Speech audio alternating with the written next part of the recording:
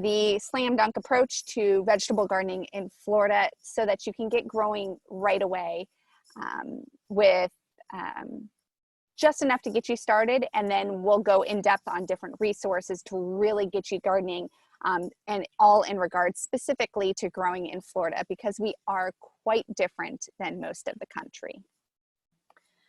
All right, so let's see here. Just in case any of you haven't met me before or attended some of my other classes and workshops that I do around Pinellas County, my name is Elise Pickett, and I'm the owner of the Urban Harvest. I have been teaching Floridians how to vegetable garden now for a little over 7 years formally, but I have been gardening my whole life. I was lucky enough to have a father who loved to garden, so he got me started very young. And now I've been able to transition slowly into doing this full time. So I have been staying at home with my little munchkin there in the picture, as well as teaching you all how to grow organic and sustainable veggies here in Florida. And this is something that I think has really hit home of late. So with this coronavirus and everything that's going on and going around, I think we've all come to realize how short our supply chain really is. 99% of our food comes from thousands of miles away. And with the slightest disruption, the slightest hiccup, whether it's the driver's not driving, roads closed, borders closed, it can cause a major impact on the food that we typically have easy access to. I just did a video on victory gardens, and I think that it's just an incredibly fitting topic for right now. In the early 1940s, the United States government asked or requested its citizens to do their part in growing some of their own food. And the idea really caught on, and at its prime, there were over 20 million home gardens in the United States. And they produced 9 to 10 million tons of vegetables, which was about 40% of the food that was consumed in the United States during that time frame. So these people were not trained farmers. They were not, they had not gone to get any sort of formal education in agriculture. This was literally just pamphlets distributed by the government, talking to local gardeners in their area, joining community gardens. These were average citizens with no prior knowledge, and they were able to generate 40% of America's food growing in urban, suburban, and small rural lots, which to me is pretty amazing and powerful and inspiring that something like that could happen. And I don't think that we're putting this in perspective, but this kind of thing has been happening all over the world very frequently too. So when Cuba was going through their crisis and they got cut off from a lot of their resources, they created a system called orgopanicos. And basically they converted parking lots, vacant city lots, and they all came together as a community, and they pitched in and they grew a substantial amount of their own fresh food using just these abandoned city lots, and they were able to grow all of their food right there, local to each neighborhood. So it's kind of the same concept of the victory gardens, and that was just in the 1980s. So this is absolutely something that can be easily achieved in a very short time frame if people choose to do so. So here's a little information on the current industrial food system. And this is what got me personally into, I've always been gardening, but I did not always use an organic approach. And it wasn't ever with very much intention in mind. I just enjoyed being in the garden. But as an adult, I started learning a lot of these facts about the industrial food system, and the lack of nutrition in our food today is just mind-blowing.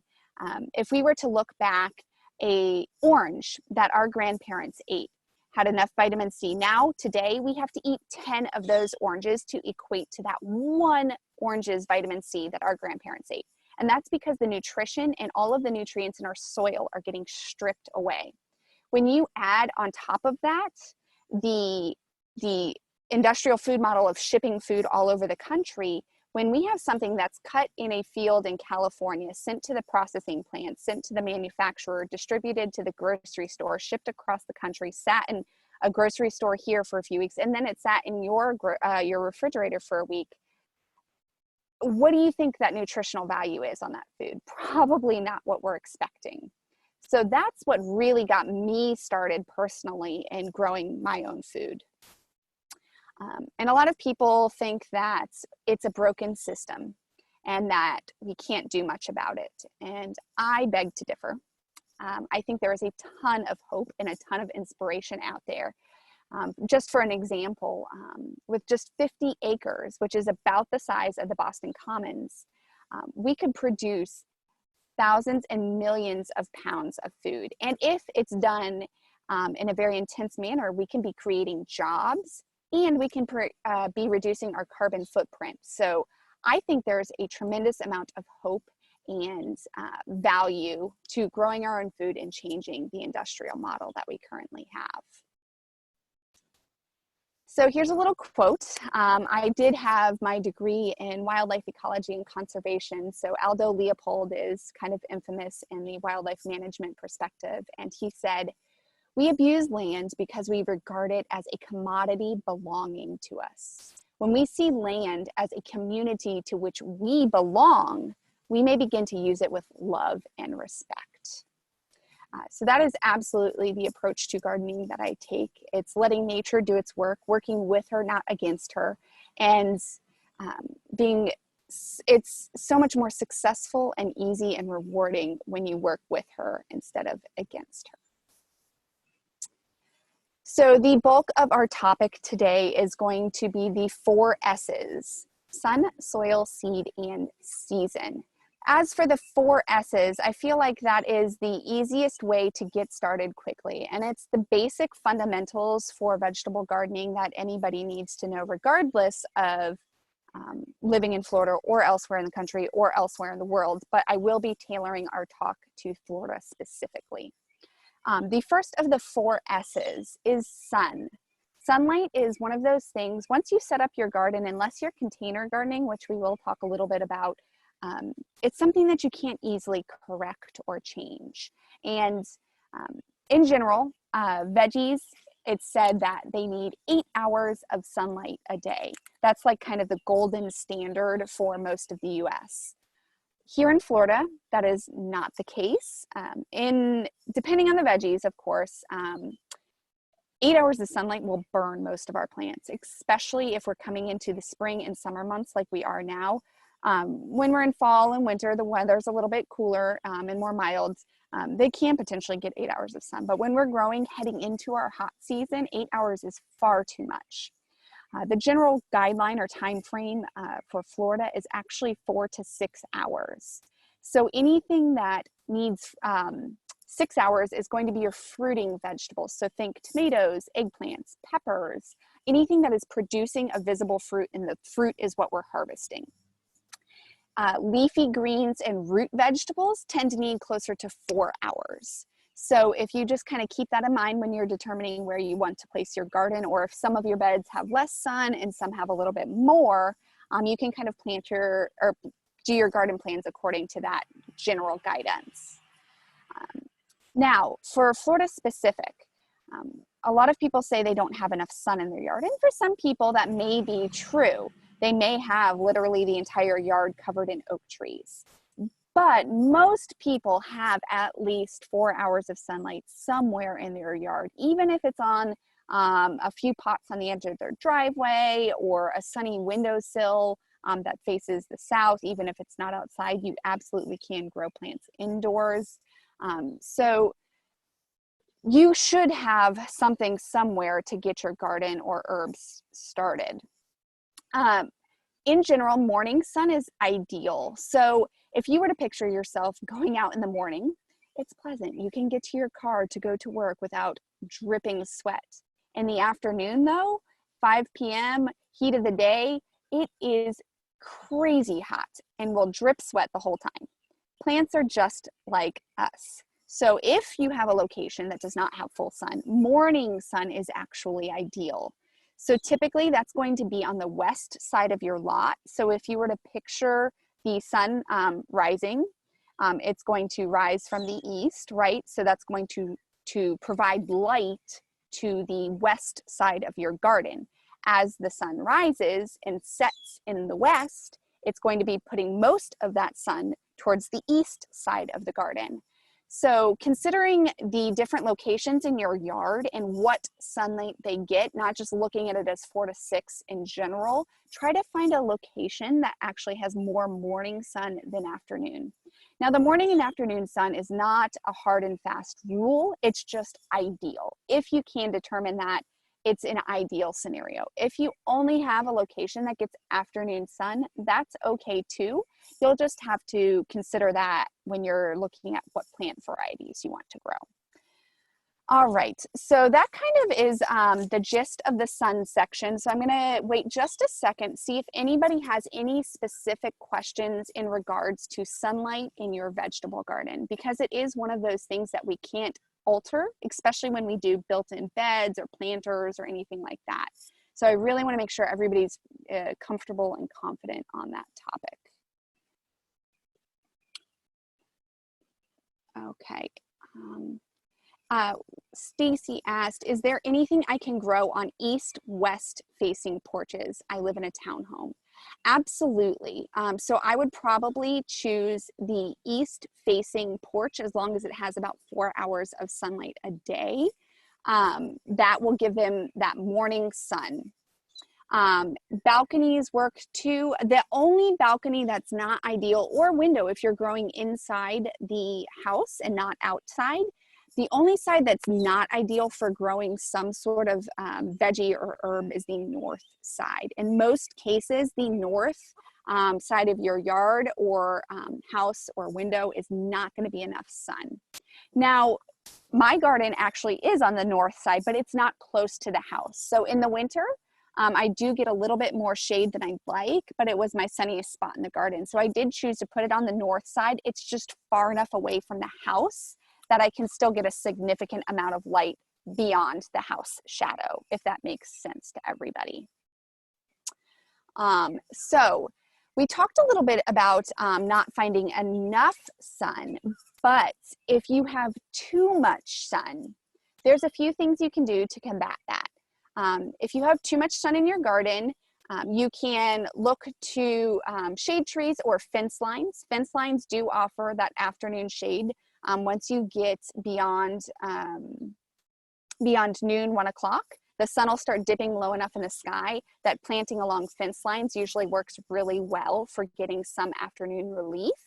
The other thing too is if you really need to, you can always do a shade cloth. It's a little bit more cost up front. My last house that I lived at, there wasn't a great spot for it, and it was a full sun location all day that didn't have too many mature trees. And I ended up just putting up shade cloth, and that makes a significant difference. And the other perk about shade cloths is you can remove it if you need to in the winter months and just leave it up during the summer. So definitely a nice thing to have, but it is an added expense. So you kind of just have to weigh that out. All right, so let me just make sure northwest is fine.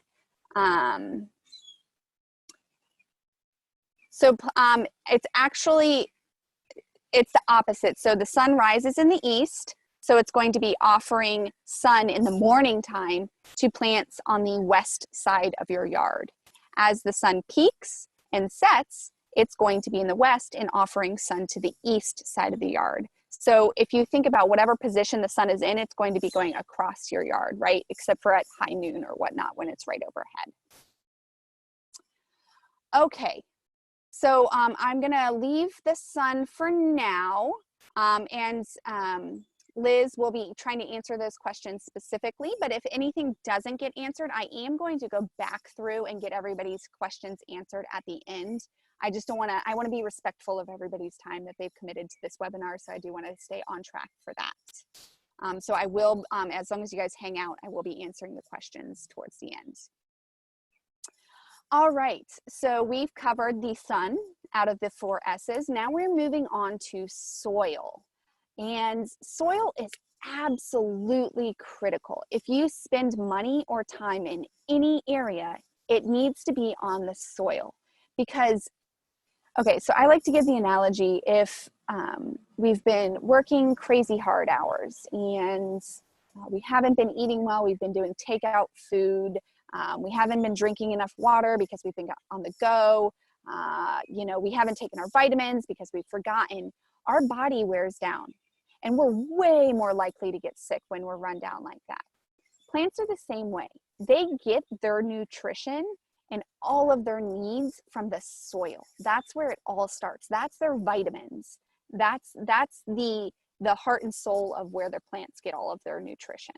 And so if we spend time building good soil, then the plants are set up for success. If you have properly amended and healthy organic soil, you're going to have less pests, you're going to have more production, less disease and fungal issues. So if you take the time to set up the soil, you will have way less problems down the line. Now, how do we set up our soil? In the perfect world, we would have a gigantic pile of compost that we could use to build our beds. Most people don't have that kind of setup. I do this for a living, so I was a little crazy. We just actually purchased a new home. Well, not just anymore, but we purchased it last July in the middle of the summer. And so I knew, of course, that I was going to have a lot of gardens, but I wasn't going to plant right in the middle of summer. So I took the time and I did over 9 yards of compost. A giant compost pile. It was like half the backyard. It was pretty ridiculous. But I knew that's what I wanted to do. And when the compost was finished, I had about 3 yards of homemade compost that I was able to do my beds with. And I do have a video on that process. I do have, and Liz will be sending out links. And also too, there is going to be a follow-up email with a huge list of resources and links to videos and different topics that we've covered today, so that it goes more in depth for you. So that will be in the follow-up email as well. But anyhow, so I was able to use that for my beds, but I know most people are not in that situation at all. And especially right now when we're wanting to get growing quickly. So in almost every case, we're going to want to do bulk soil. A lot of people may want to run to Home Depot and get a bag or two of soil, or 10 or 20 bags of soil if you're trying to do a raised bed. If you're literally only doing a couple of pots and, you know, it only needs 2, 3, 4 bags. 4 bags is pretty much the cutoff on whether it's economical to purchase by bag versus bulk soil where they deliver it to you. So if you're getting 4 bags or less, then yes, okay, go buy the bag soil from Home Depot or Lowe's or whatever, and it's fine. If you've got more than that, I would highly recommend looking into a bulk soil delivery. It seems like it would not be cost effective, but the price point is there. The delivery fee in the bulk soil is just so cheap compared to bag soil that it makes sense. So go ahead and call your local landscaper in your area and ask them for a quote. Just tell them, you know, my garden bed is this by this and this high, you know, length, width, height, and they'll tell you exactly how much soil you need. And yeah, it's almost always cheaper. So definitely do the research and at least give them a call to get a quote. So we're going to ask them for the best soil they have. Tell them you're doing the gardening stuff. They're going to give you a nice topsoil, maybe depending on the location, sometimes they'll have like an actual gardening mix. Go ahead, get that. But caveat, even their best soil is not going to be perfect. If you get a good quality soil, it'll have a nice humusy organic matter to it. It'll smell like soil. It will be a little bit crumbly, not too much sand. It'll kind of, if you squeeze it, it'll kind of hold together a little bit. It won't just like sift right through your hands. That's a sign that you have some good loam or good structure to your soil. But in almost every case, it's not going to be very high in nutrients. So that's where amending the soil comes in. And like I said, you know, yes, it's a cost. Yes, you can grow without doing this, but you're going to be battling things down the line. So the cost comes somewhere. So just getting it fixed in the beginning, to me, is highly recommended. So when you're amending your soil, my number one absolute go-to is worm castings. Worm castings, one, add nitrogen, which is the nutrients that plants need to get growing. It's really well balanced. It will not burn your plants at all. You can add as much or as little of it as you want. And a little bit does go a long way with worm castings. It also jumpstarts the microbial life in your garden. So a lot of times the soil you get from bulk retailers has been disturbed a lot. It's maybe not the highest quality compost. When you add worm castings, it's getting all of that microbial and bacterial action that's supposed to be in our soils kickstarted. Worm castings are basically worm poop. And just like we have good gut buddies in our stomachs, they have good gut buddies in theirs. So by them processing all of the soil and turning it into castings for us, we get all of those bacteria and microbial life put into the garden bed for us so that they can then start reproducing and making a whole big happy soil ecosystem. So worm castings are a wonderful soil amendment, one that I would highly recommend. And if I only got to add one thing, it would be that. There are a lot of other things you can add to your soil. You can do kelp meal's a nice one. It has a growth hormone that plants, because kelp is seaweed, it's got a growth hormone in that helps the vegetables grow bigger and stronger and faster. So that's a lovely amendment. You can add things like bone meal or potash, or it just depends on what the soil needs. And a little, I like to take the kitchen sink, or the, you know, where you toss in everything. It's like grandma's soup pot. Like what's in the fridge? I don't know. A tomato, a carrot, a celery. I'll just put it all in the soup, right? So a little bit of everything is great. But if you don't have the resources available to you to do all of these little things, just stick with bulk soil and worm castings, and it will take you a very, very long way.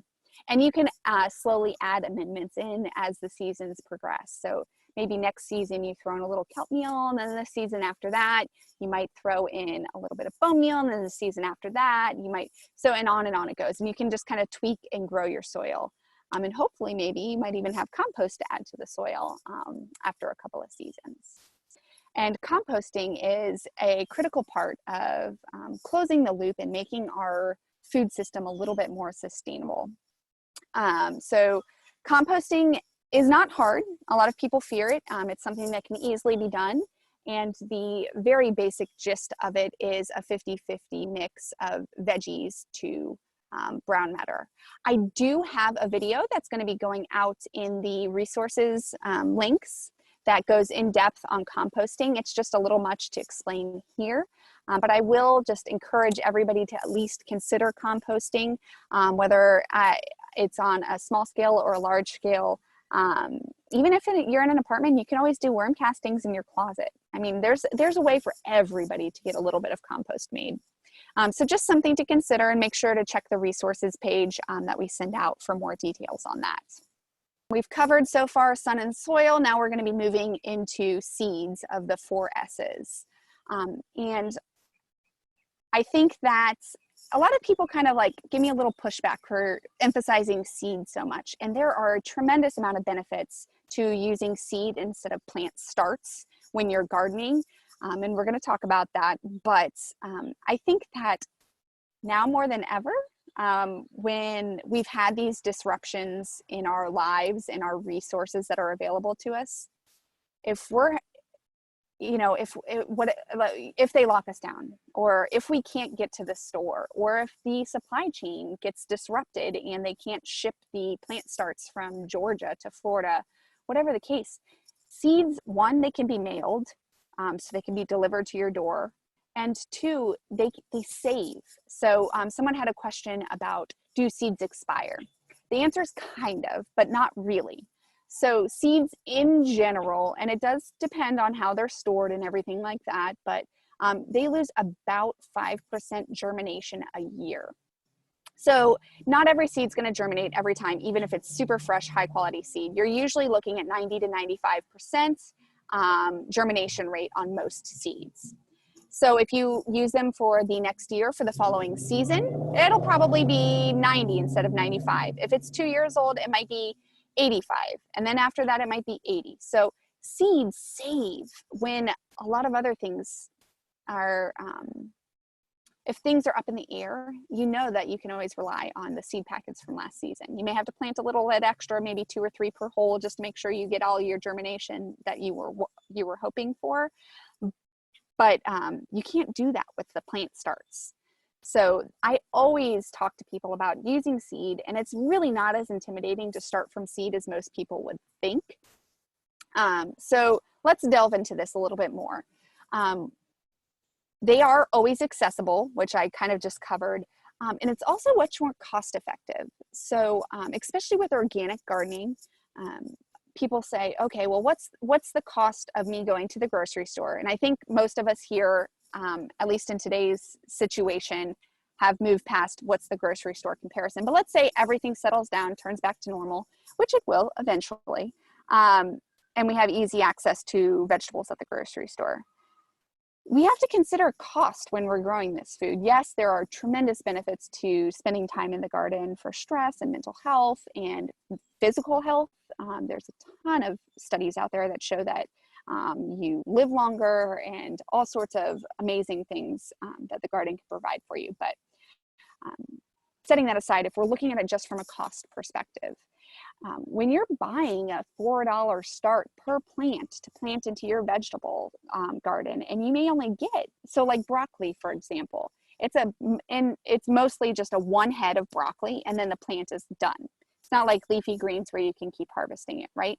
So if we bought a $4 broccoli start and we can get it from the grocery store for $2, is that worth it? Probably not. But if we start it from seed, and we have a pack of seeds that cost $3 and we can plant 50 or 100 broccoli for that cost, then it makes sense to grow your own food.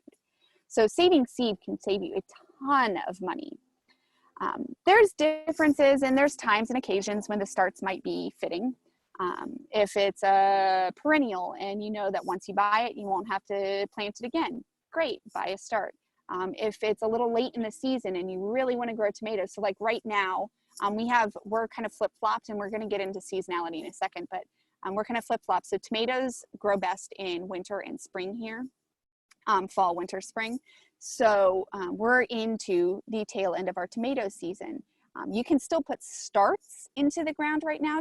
Now is an ideal time to put in the plant starts, but as far as starting seed, it is far too late. It is too late to start tomato seed. So in that case, maybe buying a start or 2 could be beneficial. But in almost all cases, we want to consider seed. One of the other huge perks to starting from seeds is the variety. So when you go to a big box store, you might have 10 peppers to choose from, 10 different varieties of peppers. When you look at an online seed catalog or a mail order seed catalog, you'll probably have 50 to 100 different options of seeds for a vegetable. Whereas in the store, you'll probably have, 10. So why does that matter? Seed, we've lost about 80% of our seed diversity because of the industrial food system. They picked crops for shippability, ripening all at one time, pest resistance. They didn't select for flavor or microclimates. And that's really where the emphasis comes in is if you spend the time to do a little bit of research on heirloom varieties, you can find things that grow really, really well here in Florida that may not do well in the rest of the country. So we're going to talk about zones in a second, but the zones are very broad. So let's take, for example, I'm in St. Pete, Tampa Bay area. We're growing zone 9B, kind of the border of 10. And, but so is California. And California has super dry summers. They're wet in the winter and dry in the summer. We're dry in the winter and wet in the summer. So planting the same varieties of veggies in California that you do in Florida is not going to usually set the plant up for success. So when we're able to really fine tune our seed selection to the growing area, they're going to thrive and do better than if you were to be trying to force them to grow in conditions that aren't ideal for them. So if you take the datil pepper, for example, it's an heirloom variety of pepper. kind of similar to a habanero or something like that, like a nice spicy pepper, orange pepper. And that was developed on the East Coast, or selected for on the East Coast of Florida. So it knows our growing seasons, and it does exceptionally well here. Whereas you consider some of the peppers we might be more familiar with that are grown in like dry, arid desert regions, like in Mexico, for example, they're probably not going to thrive here because we're hot and we're humid. We're not dry. Okay. So that kind of allows you, by taking the time to learn your seed selections and seed varieties, it can really help you hone in on what does best in your area. And when you have something that grows well, that's just like going back to the nutrients in the soil. If we have really good nutrients and then we put it in a climate that it excels in, it's going to have less pest pressure and better production for you. So it's just putting all of your ducks in a row, right? Okay, so seasonality. We've set up our plants well. We've figured out the best sun for them. We've fed them, I guess you could say, quality soil. And we've selected plant varieties and seeds that do exceptionally well in our growing environments. Now we're on to seasons. We're just trying to set everything up that we can possible and weighing the scales in our favor. So seasonality is really important. And a lot of my clients that I work with, I do like classes and consultations and stuff, and they're from up north. They've gardened their entire lives successfully, and they move down here and they are just dismayed. They try growing for a season or two and they give up. And that's because oftentimes it's the seasons. We do have a lot of differences, especially with the soil. Like you can't just, plant, most crops will not thrive in our ground. We have to build and give them quality soil, but it's the seasons that really get people. And we're going to be covering that a little bit here. But if you do go, and this will be on my resources email that I send out to everybody, but if you go to my website, theurbanharvest.com, and you sign up for my newsletter, it's a monthly newsletter, but when you sign up, you do get a free What to Plant When cheat sheet that is fine-tuned for Central Florida. So everybody from Southern Florida and even Northern Florida, you would just give and take a month probably, depending on the crop, maybe a month and a half as to when you would start the seed. So if you're in Southern Florida, you would start seed earlier. If you're in North Florida, you would start seed later than that chart. It is fine-tuned for Central Florida, but it literally will go through and say, it's March. What can I plant in March? Which, by the way, is almost everything. This is a great time to start your garden because you can plant the tail end of most of your winter crops and start planting for spring, summer crops. So great time to start. So anyhow, South Florida, you would just plant a little bit later. So if that makes sense, North Florida a little later, Southern Florida a little bit earlier.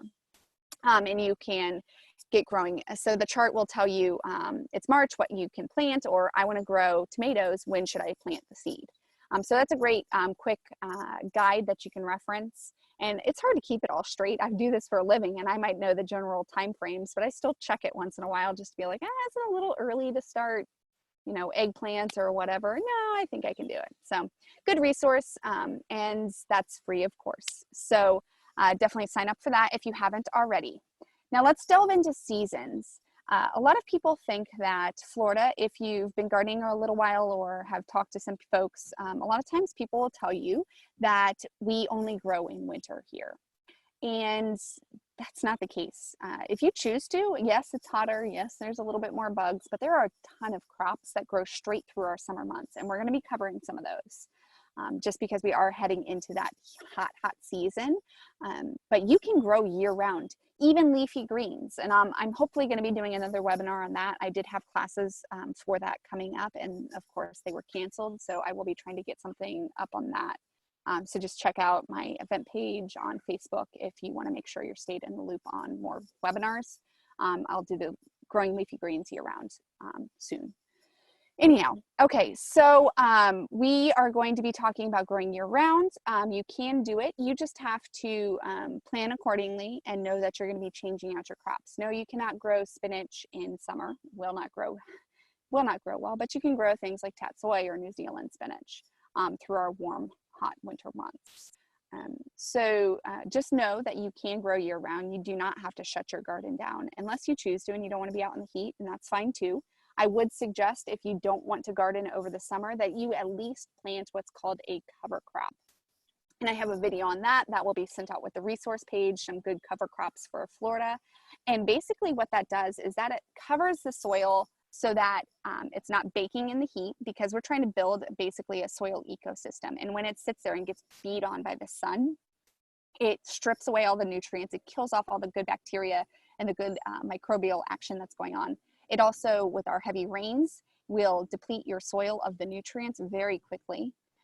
It compacts the soil. There's a ton of negative effects to just leaving bare soil. Basically, you always want something planted in the soil. So cover crops are nice because they do exceptionally well. And you can do cover crops for winter or summer if you're from, Canada and you're going to be gone and you won't be here for the summer growing season. Plant a cover crop. Things like sweet potatoes, cowpeas. They'll all cover the soil. They don't need any maintenance from you once they're established, and our summer rains start. That's plenty of rain for them. And so you basically plant it and leave it and forget about it until you go back in the fall to plant your fall garden, and then you can harvest it and then move on from there. So definitely consider cover crops in winter or summer.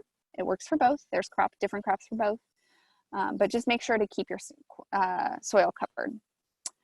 Okay, so growing zones. Like I referenced earlier, just because we're in zone 9B does not mean that we have these same growing conditions as the rest of the country. So just keep that in mind. I really, truly, highly recommend finding somebody that's very local to you, joining a community gardening organization. I know I'm in St. Pete. We have the Sustainable Urban Agriculture Coalition, which is a wonderful, it's basically a meetup of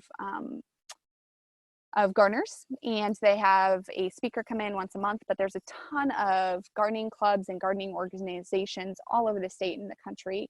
And those are going to be people that are growing in your exact conditions. You can swap ideas, trade seeds, and really get a fine-tuned look at the seasonality in your area. So if you're just starting out, these people are going to be super excited to help you get started. So look in your area for a local gardening club to join, because they're going to be a lot more refined than just looking at a growing zone online. Although there are online resources as well. So your local universities, so if we're all growing in Florida, University of Florida IFAS Extension Center has a center in each county that is county specific information. And they'll tell you, they can help you answer questions like what's eating my plants, or they can look at different varieties, and they have all sorts of really wonderful resources. So definitely check into that. But they're going to be just so much more refined than looking at those broad charts. So definitely don't just think in terms of growing zone. And the last part of this seasonality perspective is thinking outside of the box. So like I referenced earlier, you can grow, so a lot of people, let's just take leafy greens, for example. I'm a really big proponent of growing your leafy greens. They don't take up as much space as a lot of the other crops. You can succession plant them and grow a ton in a small space, and they lose their nutrients really, really quickly. So spinach, for example, loses 90% of its vitamin C within the first 24 hours of harvest. So if something's going cross country, it's got no nutrients by the time it gets to you. So things that are harder bodied, they lose their nutrients much slower. So like a potato is not going to lose its nutrients as quickly. So in my opinion, I grow a ton of leafy greens because that's going to give me the most benefits of being able to harvest it fresh, right? Because I can go out and pick my salad or my smoothie and then use it right away when I get peak nutrients. So thinking outside of the box. Lettuces. You can't grow lettuces, true lettuces like your romaines and your bibs and all of those, red leaf and all of those. They don't grow in summer heat. Some of them can kind of grow in our spring and fall months on the border, the cusp, but in general, they don't grow through our summer months for at least a third of the year, if not more. So what do you do in that off season? Well, you look at alternatives. So things that aren't necessarily from our area, but they have similar conditions that grow well. So one of my favorite leafy greens to grow as a like curb season crop is tatsoi. Tatsoi, T-A-T-S-O-I, is an Asian leafy green. It's very similar to spinach, but it's technically in the bok choy family. It's got a little bit of a thicker stem, but you can literally substitute it for any dish that calls for spinach and no one will ever know. And it's super pest resistant and really easy to grow. A lot of the industrial ag people have actually started growing tatsoi. So more than likely, you've probably had tatsoi in, like, you know, the boxed mixes from the grocery store. You've probably had it and not even known it and just thought it was spinach. It's that similar. So that's a wonderful crop to grow here in our spring and fall months. It doesn't mind the warmth so much. It will eventually bolt and it'll get too hot for it midsummer. But it's a great curb season crop. So what about the depths of summer, when even the tatsoi doesn't want to grow? What leafy greens can we grow then? We can grow, a lot of people don't know, sweet potato leaves, which you can use as a cover crop. The tender tips are actually edible. You can saute those up like a leafy green.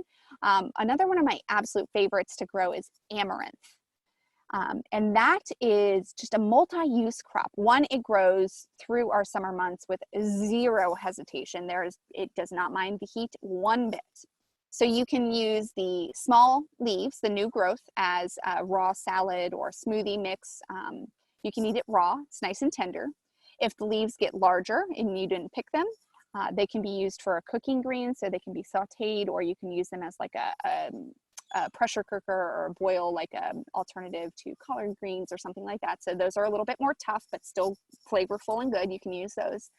The other benefit is that it produces gorgeous flower heads. So you have these beautiful blooms that you can leave out and enjoy in the garden. You can cut and bring inside.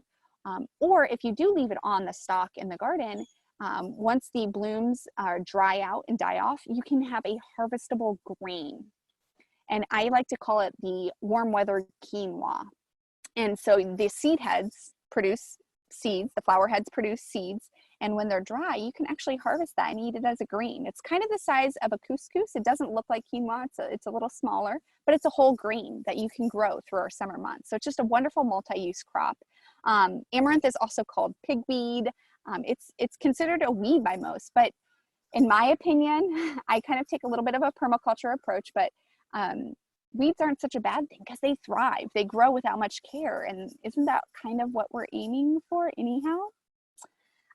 Anyhow, so that's a little bit of a perspective on thinking outside the box. Like I said, reaching out to some of those local gardening, joining a community garden, getting a plot at a community garden, even if you can't grow at home, has its benefits. You're going to have people that are growing things. You can see what's growing in other people's garden beds. It'll give you a great idea on that. So just reaching out to some of those local resources in the IFAS Extension Center. I mean, the IFAS is so good. You can literally send them an email of a picture of a plant you can't identify or bug on your garden, and they will respond to you. You don't even have to bring it into the actual office. So wonderful resource. And if you're feeling overwhelmed, I would just say that it's never going to be perfect the first time. In our society, everything is so focused on getting those A pluses in everything we do, and we want it to be perfect the first time. And yes, we do have a lot of information available to us right now, but it can also almost cause like an analysis paralysis. So my approach is a ready, fire, aim. So get ready. You know, you don't want to just try, although eventually you will figure it out. Get a little resource, get a little resources available to you, and just start. Give it a shot. Give it your best planting effort, and then learn from it and refine it for the next season.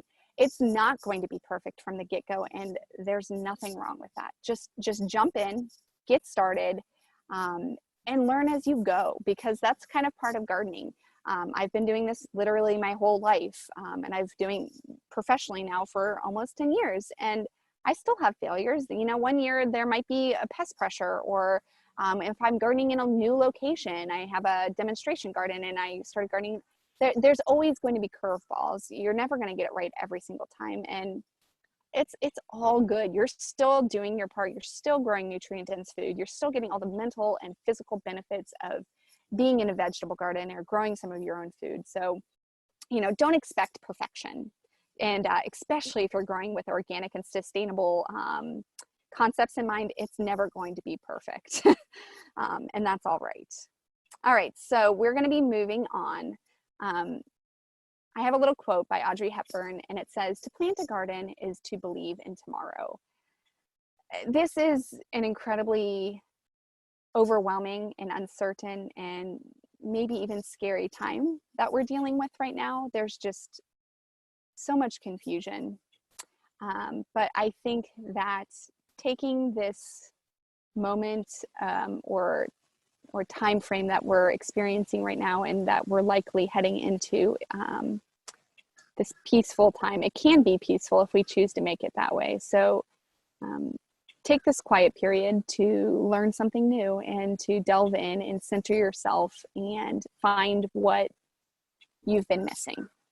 Because even though it is different, and even though it may not be easy or seemingly beneficial, we can get something out of this useful and productive and calming. So I just wanted to throw that out there. I had to cancel so many courses, and I know that everybody has the time right now, and I think this wake-up call that we've all had with our industrial food system has been eye-opening for many. So I'm going to do a vegetable garden intensive. So normally I've been doing in my local area like an in-person 4-month workshop where we go over different gardening concepts in depth to get everybody growing, but we kind of don't have the time right now. So I'm going to do this intensive. These are the topics we're going to be covering. And basically I'm going to be setting it up as a 45-minute, we're going to meet at 7:30 each evening for 2 weeks. So from 7:30 to 8:15, we're going to go over each of these topics in depth and really refine it. We're going to start on Wednesday, since everybody seems to kind of be slowing down and finally getting to the point where we're all mostly staying from home, working from home or whatnot. So we'll start Wednesday, 7:30 to 8:15 p.m. each night for 2 weeks to cover all of these topics. And that's basically to hopefully get you 100% ready to grow and get all of that information. If you're hesitant or overwhelmed or really want to strive for that perfection, this will give you the information you need to get started. I also do have, as long as the post offices don't change significantly, I do have a mail order seed club for Florida gardeners. So I mail out 3 different varieties of in-season seed each month. It's mailed directly to your door. And it comes with seed success cards, which tell you all of the planting information you need, when to plant it based on actual Florida growing seasons, not, the general country regs or, zone 9B stuff. I have it refined to our area. And it'll give you planting tips, harvesting techniques, even cooking ideas and how to use it. So if you're interested in that, we'll have links for that as well. You can join the club. And we also do have an online community, a private Facebook group where we can interact, ask questions, look at people's progress with their different varieties that they're doing, things that they may have tried. So it's been a really fun thing that we've had going now for about a year, and everybody's really been loving it. So the other thing that I wanted to mention is I do weekly YouTube videos. This is, of course, 100% free, and it is knowledge based on Florida gardening, Florida vegetable gardening. I do a different topic every single week, anything from what's eating my squash to composting 101 to top 10 heirloom tomato varieties to grow in Florida. I have over 50 different videos, and I've only been doing this now for a few months. So more coming at least weekly, maybe more frequently now that we have a little bit more slow time and the urgency is there for most. So definitely go ahead and subscribe on YouTube and check out some of those videos, and they can help get you jump started. And I also have a recommended reading list, different products that I found really helpful in the garden. If you're local to St. Pete, I do have a local resources like where you can source quality lumber or bulk soil, that kind of thing, growing supplies. I have all of that on the website, theurbanharvest.com. And normally I teach classes, workshops, and consultations. I do private one-on-one consultations. But I also do virtual consultations. So I use WhatsApp, and we use a video call so that I can see your garden and what you're working with, and we can do one-on-one for that. So if you have any specific questions you answered, whether you need a full in-depth, I don't know what the heck I'm doing, help me get a garden plan, we can spend an hour on the phone if you need and getting you set up, or we can do a quick 2-minute call to answer that one specific question. It's $1 a minute. So if it's a 2-minute call, it's $2. And if it's a 60-minute call, it's $60. So that's something that you can book online, or you can email me directly. So that's it for today's talk. I really appreciate you all taking your time today to learn a little bit more about Florida vegetable gardening. I hope this was helpful. When you do leave, you're going to be given a survey. This is my first webinar. I usually teach in-person classes, so I'd really value your feedback on that, just so I can improve for future webinars. So if you have the time, definitely appreciate that. And then we will be sending out that follow-up email within 24 hours that gives you a link to all of the resources we've discussed today.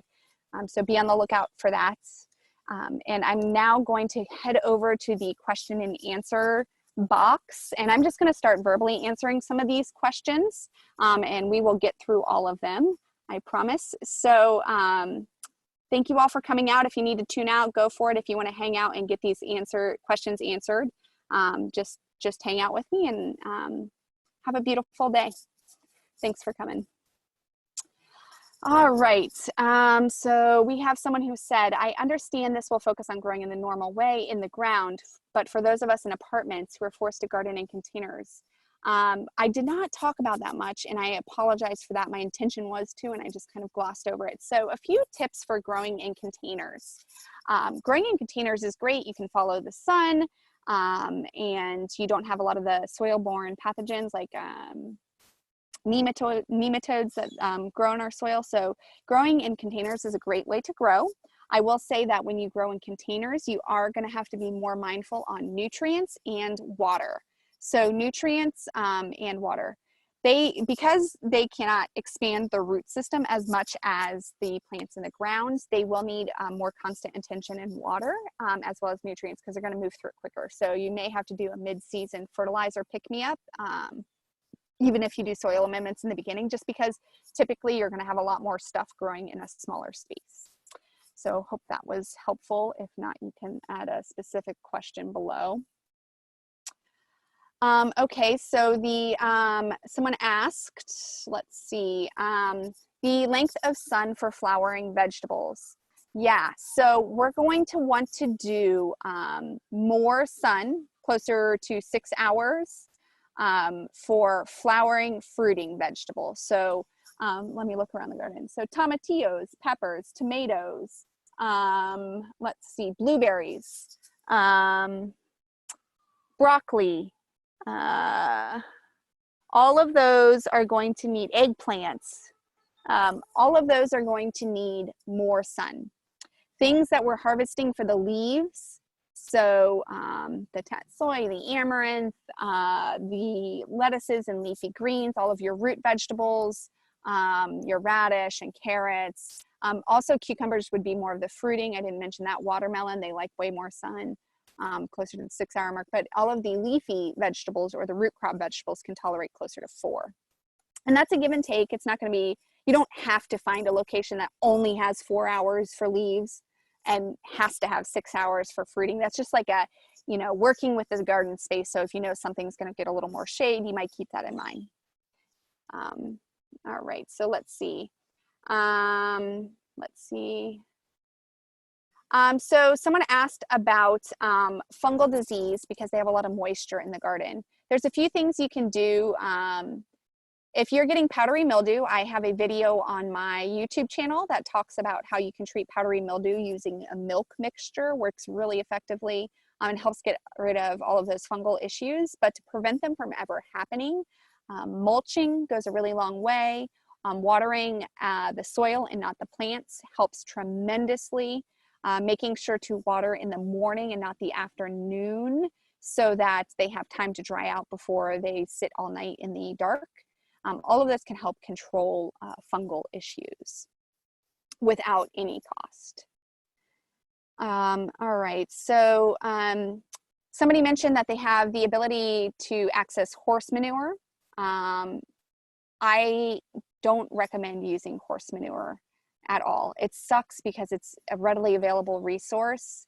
And there's a caveat. If you know your farmer or the owner and you know the feed that they're using is quality, then go for it. It's wonderful soil amendment nitrogen wise.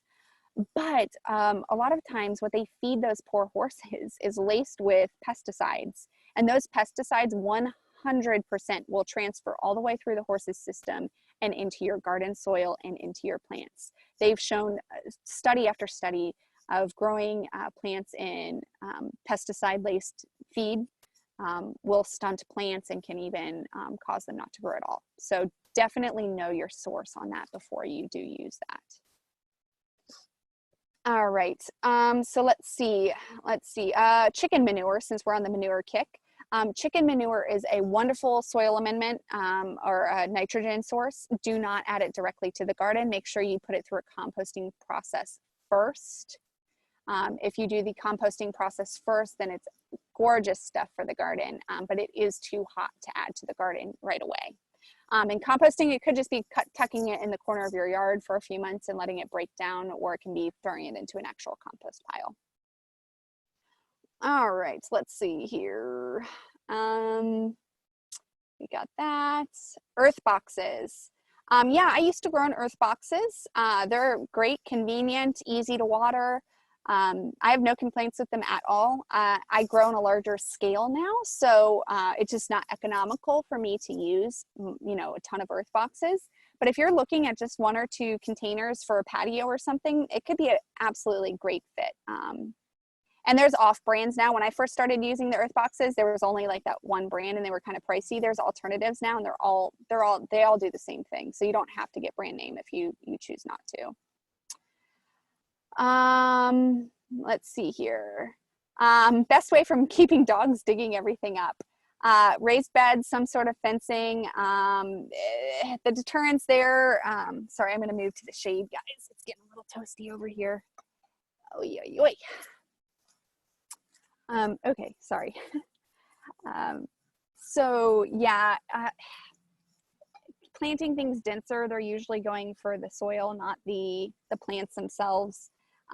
So planting things a little bit closer together can deter them as well. All right, let's see. Where can you buy kelp meal and bone meal? I sent out a product resource list. When I send out that page, it'll have the recommended products. You can also get it on my website. You can mail order them, which might be ideal right now, but I really encourage everybody, especially now more than ever, to shop local when you can. If you're local to St. Pete, Avid, AVID Brewing, it sounds like it's a beer. It is part brewery, but they started as a gardening store, and they're still open till 5 p.m. every day, and they have a ton of gardening resources, and they're actually cheaper than Amazon. But that being said, if you aren't in the area or you don't want to venture out at this time, shopping online, you can find almost all of that stuff online. And as a favor or a request, if you do click through the links on my website, I do get credit for that at no additional cost to you. So it just kind of helps support what I'm doing. All right, so let's see. We answered the composite question. We answered that.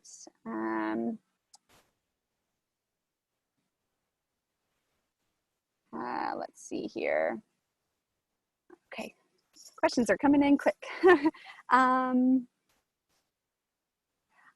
So as far as killing weeds under your garden beds, I suggest a sheet mulching approach. So that can be you don't have to kill the weeds at all. You don't even have to till the soil. I'm going to be doing a sheet mulching in-depth video soon, but there are a lot of resources online as well. But basically, you lay down cardboard and then a very thick sheet of mulch on top of it, 6 to 8 inches minimum. And by doing that, it just basically blocks out the weeds long enough for them not to keep growing. And then your garden bed's on top, and it does great. I did my yard, and I can turn it around, but I sheet mulched my full yard 9 months ago, and I don't have any weeds popping up. I don't know if you can really tell on the video quality, but 0 weeds. And it's been 9 months without any sort of pesticide or anything to kill them underneath. Just that sheet mulching approach. Okay. White flies, you can use neem oil. I'm going to be going in depth on that on the intensive. I don't use neem oil all the time, only in emergency situations. But white flies, Sounds crazy, but if you have a shop vac, you can actually literally just shop vac them off your plants. So you just turn the vacuum on and go and suck the leaves, and the whiteflies get caught in there and they're removed. You'll probably have to do it a few times because the eggs are going to be on there and everything like that. That's where a lot of people feel like it's not working, so they give up. But and this goes with almost any organic pesticide, not all of them, but you're not going to get all life stages with one go. So you have to go back maybe 2-3 times until you get all of those eggs and larvae and that kind of thing. So that's a tip for whiteflies. All right, so let's see here. Is it beneficial to have a greenhouse in Florida? No, not really. Maybe in North Florida, for sure in North Florida. It can be beneficial, but in Central and Southern Florida, there's no benefits to it. You, if anything, would want to do a shade house, not a greenhouse. Greenhouses keep heat in, and shade houses keep heat away. So just keep, even in our Florida winters, it's just, there's plenty of crops to grow that can do just fine in our cold. Okay, let's see. I think we're getting closer. Cow manure depends. I would put it in the same category as horse and goat the same way. If you know the farmer's feed, it's totally fine to use. It's wonderful stuff. If you do not know the farmer, where they're sourcing their feed from, I'd be suspicious. And that goes for all of the livestock. Chickens don't fall into that category because they're not eating the hay and the straw like the cows and all of that are. Okay.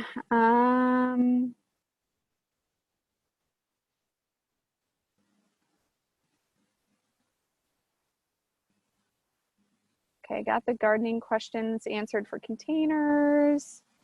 Nematodes. Nematodes in the soil, in the raised beds, potentially solarizing. With nematodes, there are beneficial nematodes, there are non-beneficial nematodes, there are a lot of companion plants that you can put into the soil. The more robust your soil health is, the more likely things are to stay in balance. So if we have a huge amount of nematodes in the soil, it's usually because it's sandy. They don't like rich soil. That's why they're in the ground and not as much into the garden bed. So amending your soil so that it's more loamy and rich can make a big difference. And then the natural balance of soil organisms in the soil will also help, and that improves by adding things like the worm castings that we talked about and things like that, and allowing the soil to be undisturbed as much as possible. That kind of allows that thriving ecosystem to develop. Okay. Oh, also too, with nematodes too, crop rotation can make a big difference. Crop rotation and companion planting. Okay. Thoughts on no dig. That is what I do. That is what I highly encourage. So if you're looking into no dig, it's basically the concept of cutting off your plants when they're spent at the soil line and not actually pulling them out, never tilling the soil. If you add amendments, you just add it on top and let them work themselves down naturally. I 100% go with that method because it allows that soil ecosystem that I've been talking about this whole time to develop.